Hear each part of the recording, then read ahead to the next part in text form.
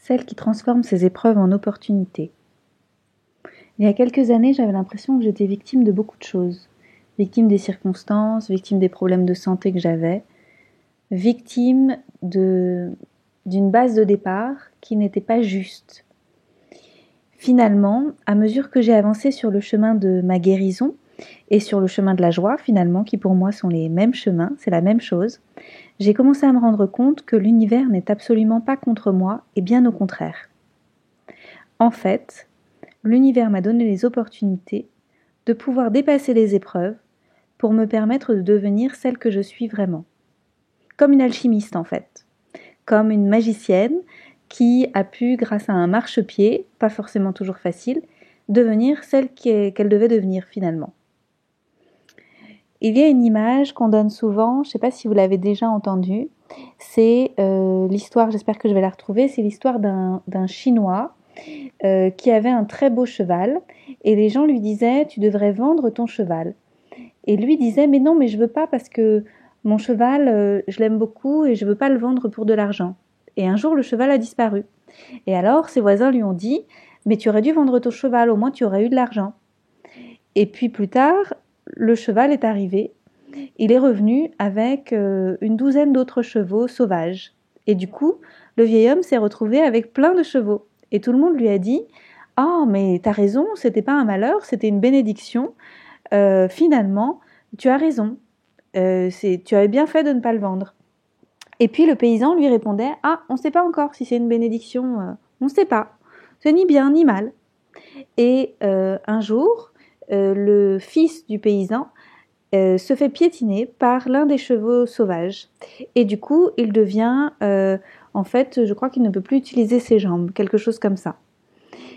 Et donc les gens lui disent « mais comme tu n'as pas de chance, à cause de ces chevaux sauvages, ton fils ne peut plus marcher. » Et lui répond « on ne sait pas si ce n'est pas bien ou si c'est bien. » Et un peu plus tard, les jeunes hommes sont appelés à la guerre et pas le fils de ce monsieur parce qu'il ne peut pas marcher.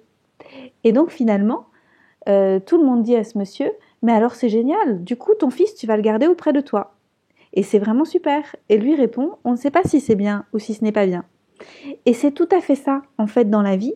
On a tendance à juger, alors qu'il faudrait mieux qu'on apprenne à sortir de la dualité qui nous fait du mal. Finalement, rien n'est vraiment bien ni mal, mais tout est opportunité de pouvoir avancer. C'est à cette occasion que j'ai rencontré Charlotte de Silgui, dont j'ai souvent parlé sur les réseaux sociaux. Elle a développé une technique qu'elle a appelée effet chrysalide, pour pouvoir dépasser ses épreuves et les transformer en opportunités. Je l'ai rencontrée pour moi parce que j'avais des choses à dépasser et ensuite j'ai appris son outil, en fait sa grille de lecture, pour pouvoir devenir une véritable alchimiste aussi dans mon travail. Il y a cette citation que j'aime beaucoup sur son site qui dit « Ce que la chenille appelle la fin du monde, le sage le nomme papillon ». Et c'est exactement ça. En fait, nous devons apprendre à basculer de l'état de victime à celui de responsable qui a changé ses lunettes.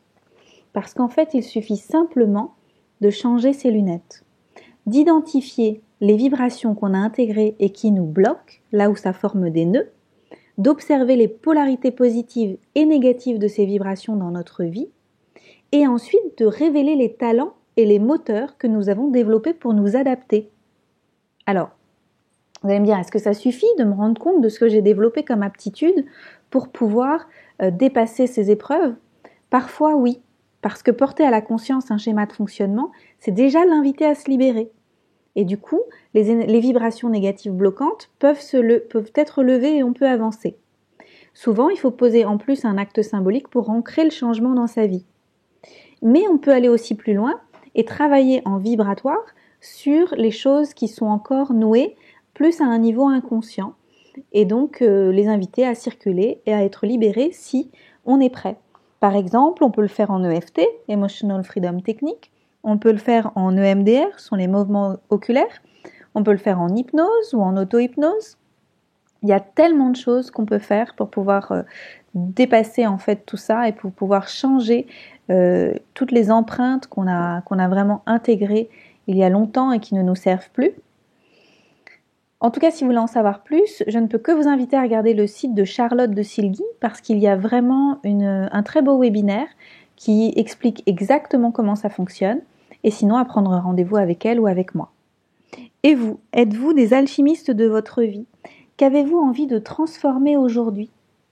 Je vous invite à regarder ce qui vous dérange le plus en ce moment dans votre vie. Alors soit chez vous, soit en miroir, chez des gens qui vous renvoient toujours la même chose, en fait, des choses qui vous agacent et que vous avez envie de transformer pour pouvoir essayer de dépasser ça et d'en faire autre chose une fois que vous serez sorti de la dualité et de réussir vraiment à voir les choses ni en noir ni en blanc, mais avec tous ces niveaux de gris qui sont si précieux et qui nous permettent justement en fait de devenir qui on est. À bientôt.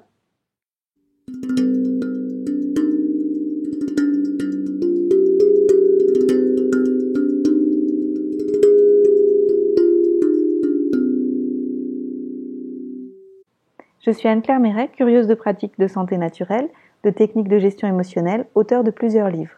Je suis aussi une exploratrice de cœur, avide de voyages découvertes. Vous pouvez me suivre sur mon blog, anneclairemeret.com, mais aussi sur Facebook et surtout sur Instagram où je partage beaucoup. Je consulte à Paris quand j'y suis, sinon à distance sur Skype et sur WhatsApp en session individuelle.